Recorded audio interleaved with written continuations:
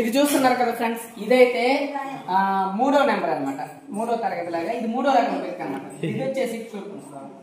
ఇది వచ్చేసి ఇది ఒక రేట్లో ఉంటుంది. టేస్ట్లు అన్నీ ఒకేలాగా ఉంటాయి. మళ్ళీ చెప్తున్నాను, పిక్క సైజులు వేరే ఉంటాయి. జంబో పిక్క హై ఉంటుంది, నెంబర్ 1 దానికి కదా కొంచెం సైజ్ కింద ఉంటుంది, చిన్నగా ఉంటుంది. నెంబర్ 2 దానికి కదా, నెంబర్ 3 దానికి కదా కొంచెం చిన్నగా ఉంటుంది.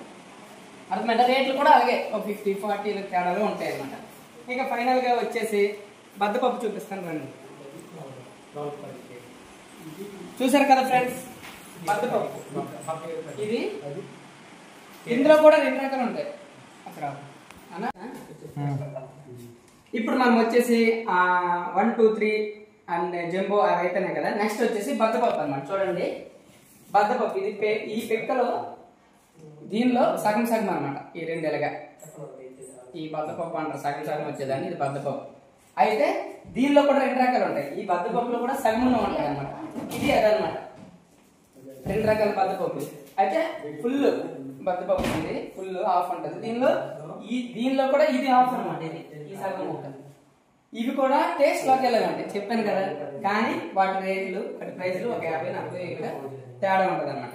అది పలాసలో ఉన్న ఫేమస్ అయిన జీడిపప్పు యొక్క కథ అనమాట. ఇప్పుడు మీరు చెప్పండి, జంబో పిక్ కావాలా, నెంబర్ 1 కావాలా, నెంబర్ 2 కావాలా, నెంబర్ 3 కావాలా? నెంబర్ 4 లో ఇది బద్దపప్పు ఆఫ్ ఉంటుంది. ఇంకా గుండెపప్పు కూడా ఉంటుంది. మనం పెద్ద పెద్ద ఫంక్షన్ లో వాటిలో మనము దావతులు వేసుకుంటారు, అది గుండెపప్పు. దాన్ని చూద్దాం. ఆఫ్ లో అదే బద్దపప్పులో ఆఫ్ తర్వాత ఉన్న లాస్ట్ క్వాలిటీ అనమాట. ఇది తీసేది, దీన్ని గుండెపప్పు అంటారు అనమాట. ఇది చాలా మంది హోటల్స్ లో, నాటిలో ఇట్లా చాలా దానిలో ఉపయోగిస్తారు. ఇదిగో ఇక్కడ చూడండి ఒకసారి. ఇది గుండెపప్పు చూసారు కదా, ఇలా ఉంటుంది అనమాట. ఇది ఇంకా దీనికి కాదని ఇంకా గుండెపప్పు ఉంటుంది, అది నూకలా ఉంటుంది అనమాట. ఇది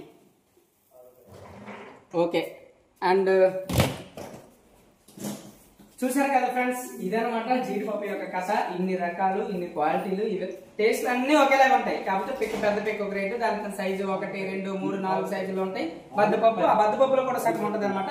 ఇది మీకు కావాలనుకుంటే మాత్రం మీ స్క్రీన్ పైన నెంబర్ కాల్ చేయండి. మీకు ఏది కావాలంటే తీసుకోండి, పాసిబుల్ రేట్లో. ఓకేనా? Thank you.